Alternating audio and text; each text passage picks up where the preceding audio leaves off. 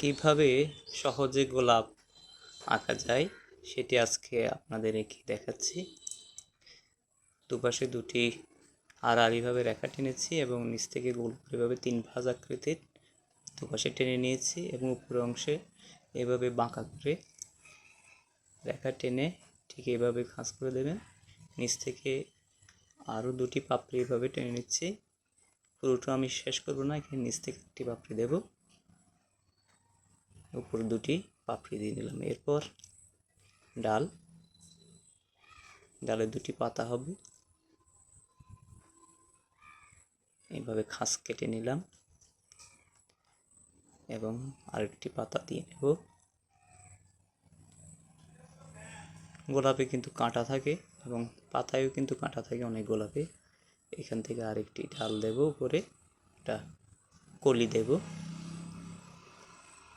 এবং অর্ধপ্রস্ফুটিত একটি পাতা দেব। আমি পেন্সিল দিয়ে আঁকছি,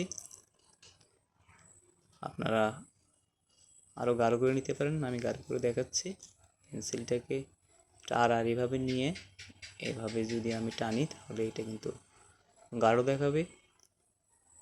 আপনারা চাইলে কিন্তু পেন্সিল ব্যবহার না করে সরাসরি সাইন পেন অথবা কালার পেন ইউজ করতে পারেন। আমি আঁকাটাকে বোঝানোর জন্যে সহজে কীভাবে আঁকা যায় সেই জন্য পেন্সিলটা ব্যবহার করেছি। ভিতরের পাপড়িগুলো এভাবে উপরে পাপড়িটাও দিয়ে নিলাম, একটু মোটা করে দিয়ে নিচ্ছি যাতে দেখতে ভালো দেখায়, স্পষ্ট দেখায়। এরপর আমি কিন্তু এটা সাইন পেন ব্যবহার করব, রঙিন লাল সাইন পেন ব্যবহার করব, কারণ যেহেতু গোলাপ লাল গোলাপটা আঁকছি সেহেতু সাইন পেনটি ব্যবহার করছি। আপনার ইচ্ছে করলে গোলাপ ব্যবহার করা যায়। গোলাপ হওয়ার জন্য আপনারা গোলাপি রঙটা ব্যবহার করতে পারেন। লাল সাইন পেন দিয়ে আমি আবার নতুন করে এঁকে নিচ্ছি, এভাবে এঁকে নেব। এরপরে এভাবে কলিটাও দিয়ে নিলাম, এটা কিন্তু সবুজ রং দিয়ে করছি, পাতাগুলো সবুজ এবং ডাঁটাটাও সবুজ দিয়ে করব, এভাবে করে নিচ্ছি। এরপর রং করব। প্রথমে প্রান্ত দেশে আমি কিন্তু এভাবে গাঢ় করে দেব, এরপরে একবার করার পরে আবার রং করব যতক্ষণ না পর্যন্ত স্পষ্ট হয়।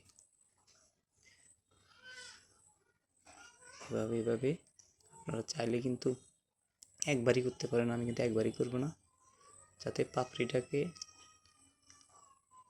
এটা সুন্দরভাবে দেখা যায়, শেপ আসে, সেই জন্য আমি বারবার করে নেব। প্রথমে আমি গাঢ় করে নিলাম, এরপর অংশটুকু হালকা করে দেব, এরপরে প্রয়োজন অনুসারে আমি আবার প্রান্ত দেশ যেগুলো রয়েছে সেখানে আবার গাঢ় করে নেব।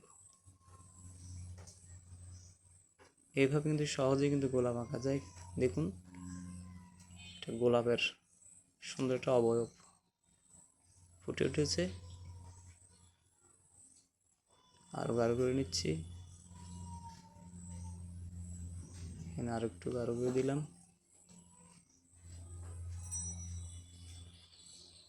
উপরটাতে আরও গাঢ় করে দিচ্ছি, এভাবে ভিতরের অংশটুকু গাঢ় করে দিলাম।